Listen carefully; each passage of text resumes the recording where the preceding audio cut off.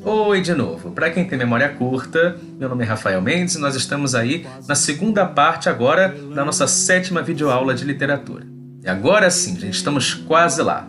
Depois de conhecer bem o autor, agora a gente vai conhecer melhor a obra. Enfim, chegamos! Vamos agora estudar um pouco do livro mais conhecido do Lima Barreto, O Triste Fim de Policarpo Quaresma. Começando aí pelo contexto histórico. Ele foi lançado em folhetins de jornal, com capítulos semanais, como se fosse uma novela mesmo, em 1911, e editado, enfim, como livro em 1916. Pertence, como toda obra do Lima, ao pré-modernismo, que não é propriamente uma escola literária, como a gente já comentou, mas que apresenta autores até então inclassificáveis que antecipam algumas questões a serem desenvolvidas depois pelo modernismo. Toda a história se passa durante o regime ditatorial, para muitos, do Marechal Floriano Peixoto, o segundo presidente da República do Brasil. É justamente esse viés autoritário que provoca a Segunda Revolta da Armada, o momento clímax do romance de Lima Barreto. O primeiro presidente, Marechal Deodoro da Fonseca, já tinha enfrentado uma revolta, mas ao fim dessa segunda, o Floriano fica conhecido como o Marechal de Ferro, devido, naturalmente, ao tratamento carinhoso dado aos revoltosos. O enredo é basicamente este aqui. Triste Fim de Policarpo Quaresma conta a história do Major Quaresma e sua luta ingênua e inglória para salvar o Brasil e levá-lo ao progresso. Nacionalista ao extremo, alimenta-se apenas de comidas brasileiras, estuda a fundo a história e a geografia do país e pesquisa ainda os costumes indígenas. Apesar de todos os seus esforços em diferentes âmbitos, encontra apenas ridicularização, corrupção, insucesso e, por fim, a desilusão dos seus ideais. São muitos personagens e é fácil se perder nessa obra. Então, aí vai uma listinha com o essencial sobre os personagens mais relevantes. Não há muito o que explicar aqui. Vou deixar para você ler se tiver necessidade. Então me acompanha. Nós temos Major Policarpo Quaresma, Dona Adelaide, Olga Coleone, Vicente Coleone, Dr. Armando Borges, Ricardo Coração dos Outros, Anastácio, General Abernaz, Dona Maricota, Ismênia, Cavalcante, Quinota, Genelício, Contra-Almirante Caldas, Inocêncio Bustamante, Tenente Fontes, Felizardo, Sinhá Chica, Mané Candeeiro, Dr. Campos, Tenente Antonino Dutra e o próprio Marechal Floriano Peixoto, a única figura histórica real que aparece no livro como personagem. Também é interessante observar o estilo de linguagem utilizado na obra. Aí vão alguns apontamentos. Linguagem muitas vezes coloquial, distante do rebuscamento exagerado. Ironiza a linguagem dos autores acadêmicos, como se pretendia ser o Dr. Armando Borges. O seu último truque intelectual era este do clássico. Buscava nisto uma distinção, uma separação intelectual. Ele, um sábio e, sobretudo, um doutor, não podia escrever da mesma forma que eles. A sua sabedoria superior e o seu título acadêmico não podia usar da mesma língua. O processo era simples. Escrevia do modo comum, com as palavras e o jeito de hoje, em seguida invertia as orações, picava o período com vírgulas e substituía incomodar por molestar, ao redor por derredor, isto por esto, quão grande ou tão grande por quamanho, e assim obtinha o seu estilo clássico, que começava a causar admiração aos seus pares e ao público em geral. A linguagem considera o modo de falar das diferentes classes retratadas. O Coleone, o italiano. Está doido? Disse Coleone. Per la Madonna! Anastácio, o ex-escravo. Terra não é nossa. E formiga? Nós não tem ferramenta? Isso é bom para italiano ou alemão, que governo dá tudo. O governo não gosta de nós. Alguns dos temas abordados nesse livro, você vai reparar, perpassam toda a obra do Lima, às vezes com maior ou menor foco. Patriotismo ufanista, que é aquele que só exalta a nação, sem qualquer viés crítico. Cultura brasileira, principalmente a cultura popular das camadas mais baixas e a cultura nativista, ou seja, dos nativos, dos índios. Eventos históricos, no caso, a Revolta da Armada, misturando realidade e ficção, mas em outras obras aborda outros momentos. Loucura, nas figuras do próprio Policarpo e da Ismênia, mas com base no convívio do Lima Barreto com seu pai e na sua própria experiência pessoal no manicômio. Crítica ao matrimônio especialmente aqueles por interesse ou por pura convenção, sem amor, o que ele explora também em Numa e a Ninfa. Sátira política, presente em muitas obras e aqui também, mas principalmente em Os Brusundangas. Racismo. O tema talvez mais recorrente do Lima é o foco do Isaías Caminha e aparece pouco aqui, mas não deixa de marcar presença. Xenofobia, na figura do Corleone, cujo próprio genro o ofende em algum momento. Desigualdade social, elemento que colabora para a desilusão dos ideais de Quaresma. E corrupção, ou qualquer uso do poder público que se desvie do interesse público, o que Quaresma enxerga nos políticos de Curuzu e no autoritarismo do presidente. Claro que essa não é uma lista fechada, você mesmo pode identificar, de repente, outros temas que eu, porventura, não tenha percebido. Agora a gente vai para uma abordagem mais profunda da obra, observando a sua estrutura, como ela se constrói. Ela é dividida em 3 partes, cada uma dividida em 5 capítulos. A partir daí você tem 3 abordagens diferentes do patriotismo, cada uma relativa a um projeto e a uma função social que o Quaresma exerce. Gradativamente, Quaresma vai passando das atitudes mais passivas às mais ativas, se arriscando cada vez mais pela sua pátria. Quaresma vai dos estudos teóricos ao ativismo cultural e daí para o trabalho braçal e o comprometimento financeiro e então para o combate, para o enfrentamento, colocando em risco sua integridade física, afinal. Primeira parte.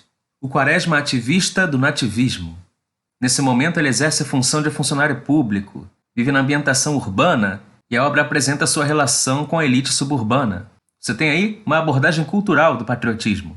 Projeto dele: valorizar e restabelecer no Brasil a cultura tupi-guarani. O fracasso se dá pela ridicularização das suas ideias e tem como consequência a sua internação no manicômio.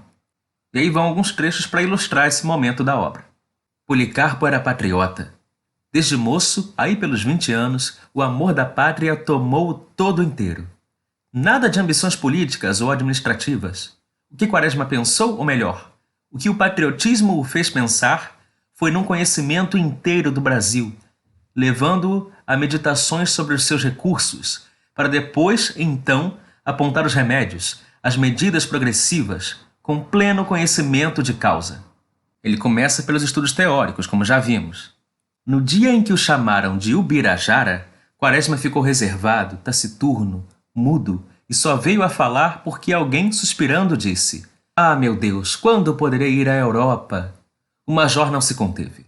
Levantou o olhar, concertou o pincenê e falou fraternal e persuasivo: "Ingrato, tens uma terra tão bela, tão rica, e queres visitar a dos outros? Eu, se algum dia puder, hei de percorrer a minha de princípio ao fim." Ubirajara é um romance clássico do escritor José de Alencar. Aí percebemos que havia bullying na repartição pública e que Quaresma provavelmente jamais iria à Disney. Assim como eu, ele prefere o Beto Carreiro. Comigo não há disso. De tudo que há nacional, eu não uso estrangeiro. Visto-me com pano nacional, calço botas nacionais e assim por diante. Sentaram-se à mesa. Quaresma agarrou uma pequena garrafa de cristal e serviu 2 cálices de Paraty. "É do programa nacional", fez a irmã sorrindo. "De certo, e é um magnífico aperitivo. Esses vermutes por aí, drogas. Isto é álcool puro, bom, de cana, não é de batatas ou milho."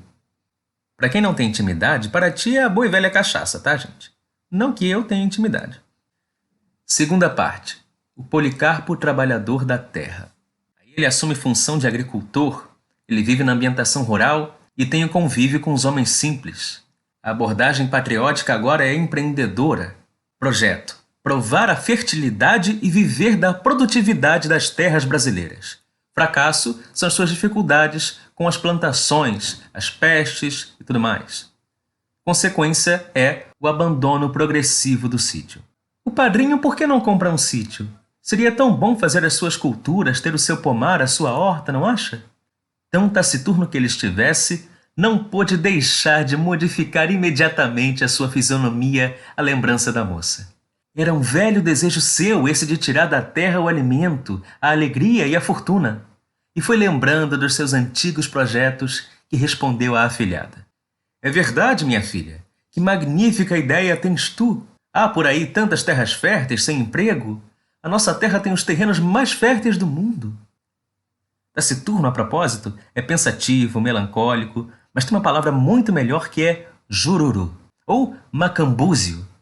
Eu não sei como alguém pode preferir a língua inglesa a isso. Enfim, repara como a alegria dele vem genuinamente das coisas do Brasil. Ia deitar fora o jornaleco quando lhe pareceu ler seu nome entre versos. Procurou o lugar e deu com estas quadrinhas. Política de Curuzu. Quaresma, meu bem, Quaresma. Quaresma do coração. Deixa as batatas em paz. Deixa em paz o feijão.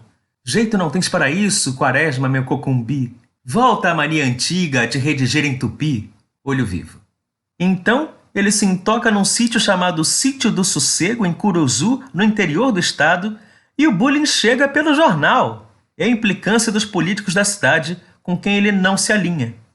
Com auxílio de Mané Candeeiro, foi que Quaresma conseguiu acabar de limpar as fruteiras daquele velho sítio abandonado há quase 10 anos. Quando o serviço ficou pronto, ele viu com tristeza aquelas velhas árvores amputadas, mutiladas, com folhas aqui e sem folhas ali. Pareciam sofrer, e ele se lembrou das mãos que as tinham plantado há 20 ou 30 anos. Escravos, talvez, banzeiros e desesperançados.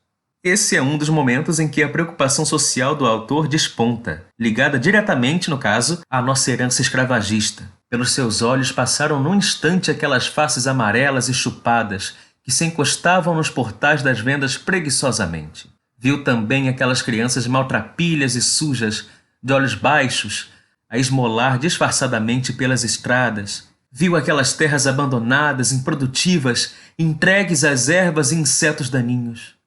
Mais uma vez aí a preocupação social, agora sugerindo uma reforma agrária. Terceira parte.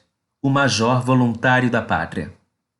Aí ele assume a função de combatente, vive na ambientação bélica e vive conflitos com os oficiais militares. A abordagem patriótica é então militarista. Projeto apoiar o governo do Marechal Floriano Peixoto. E o fracasso é a desilusão com o seu ideal de pátria e dos seus governantes. A consequência, finalmente a mais trágica e devastadora de todas, é a sua prisão e provável execução.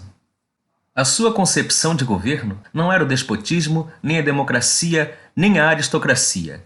Era a de uma tirania doméstica. O bebê portou-se mal? Castiga-se. Levada a coisa ao grande, o portar-se mal era fazer-lhe oposição, ter opiniões contrárias às suas, e o castigo não era mais palmadas, sim, porém, prisão e morte. Esse trecho discorre sobre Floriano Peixoto. Veja como é perigoso se opor a um governante autoritário, e é isso que ele, o autor, enxerga no presidente. Eu não posso compreender esse tom divino com que os senhores falam da autoridade. Não se governa mais em nome de Deus. Por que então esse respeito, essa veneração de que querem cercar os governantes? O doutor, que ouvira toda a frase, não pôde deixar de objetar. Mas é preciso, indispensável. Nós sabemos bem que eles são homens como nós, mas, se não for assim, tudo vai por água abaixo. Essa primeira é uma fala da Olga, que evoca a noção de Estado laico para desmitificar os governantes.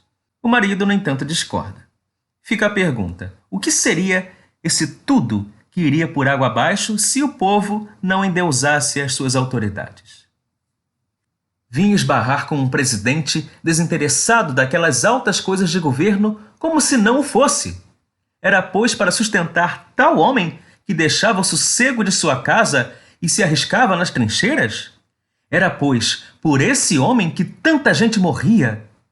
Que direito tinha ele de vida e de morte sobre os seus concidadãos, se não se interessava pela sorte deles, pela sua vida feliz e abundante, pelo enriquecimento do país, o progresso de sua lavoura e o bem-estar de sua população rural? Então Quaresma, que era desses que defenderia seu presidente a qualquer custo por amor à pátria, indo à guerra por ele sem pensar duas vezes, quando se aproxima dele, fica desiludido e arrependido, porque não reconhece nele o mesmo amor ao seu povo e à sua terra. Iria morrer, quem sabe se naquela noite mesmo. E que tinha ele feito de sua vida? Nada. Levara toda ela atrás da miragem de estudar a pátria, por amá-la e querê-la muito. no intuito de contribuir para a sua felicidade e prosperidade. Gastara a sua mocidade nisso, a sua virilidade também. E agora, que estava na velhice, como ela o recompensava, como ela o premiava, como ela o condecorava, matando-o. E o que não deixara de ver, de gozar, de fruir na sua vida? Tudo. Agora preso e condenado, é como se o Quaresma dissesse aí que o Brasil não deu certo. Ele tem a impressão de que foi uma vida jogada fora, num país como este e com esse tipo de gente que acabou encontrando. O Lima entendeu muito bem. Para além disso, essa enumeração de não realizações em vida diante da morte faz lembrar bastante o encerramento de outra obra muito famosa, Memórias Póstumas de Brás Cubas, do Machado de Assis. Este último capítulo é todo de negativas. Não fui ministro, não fui califa, não conheci o casamento. Ao chegar a este outro lado do mistério, achei-me com um pequeno saldo, que é a derradeira negativa deste capítulo de negativas. Não tive filhos. Não transmiti a nenhuma criatura o legado da nossa miséria.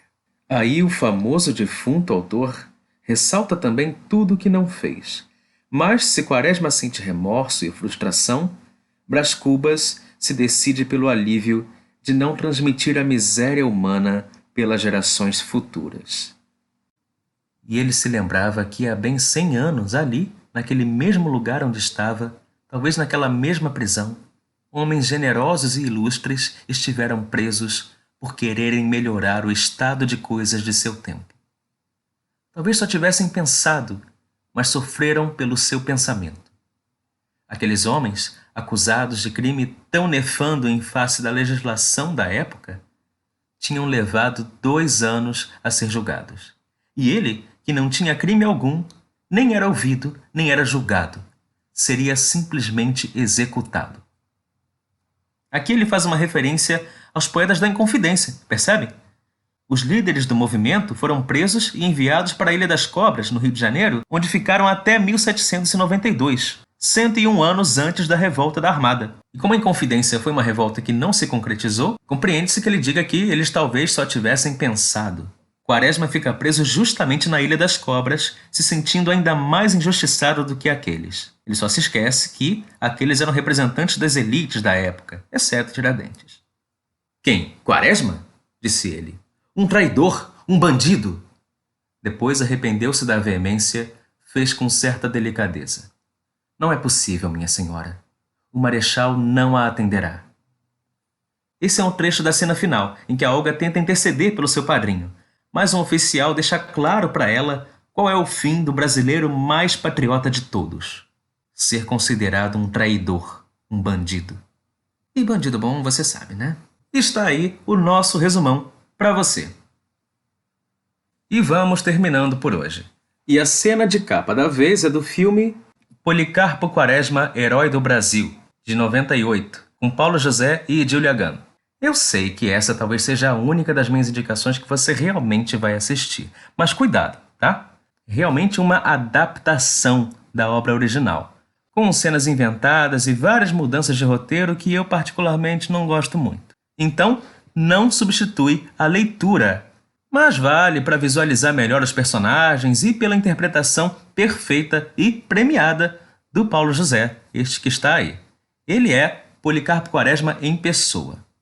Por fim, cabe sempre e mais uma vez exaltar o Lima Barreto, um dos nossos maiores escritores negros e um dos nossos melhores escritores, falecido aos 41 anos devido às complicações decorrentes do alcoolismo, que, no entanto, morreu sem reconhecimento, tendo a sua obra valorizada sobretudo após a sua morte.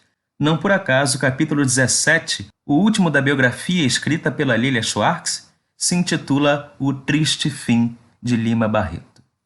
No fim das contas, porém, foi o escritor homenageado da Flip, a Festa Literária Internacional de Paraty, de 2017. Paraty aqui é cidade, tá, gente? Não é a cachaça. Embora lá tenha bastante. Essa aula, enfim, vai dedicada aos alunos e alunas negros e negras, ou de ascendência negra, que muitas vezes se sentem menosprezados em algumas situações do cotidiano. porque reconhecem bem o que o Lima resumiu muito bem nesta frase aqui. A capacidade mental do negro é medida a priori, a do branco a posteriori, ou seja, sobre o negro incide um julgamento prévio. Então é isso, pessoal. Esse foi Afonso Henriques de Lima Barreto. A música que você ouve aí é parte da trilha sonora do filme Policarpo Quaresma, o Herói do Brasil. E também todas as obras que eu comentei e que a gente leu aqui nos trechinhos de Lima Barreto estão aí disponíveis para você em PDF. E sem nenhum problema legal envolvido, afinal de contas, é uma obra que já está em domínio público. Recomendo também, depois de ter falado tanto desse livro ao longo dessas aulas, o livro da Lilia Moritz Schwartz, da historiadora, a biografia do Lima Barreto. É grandinho, mas vale realmente a pena. E recomendo também este outro livrinho aqui, do Lima Barreto.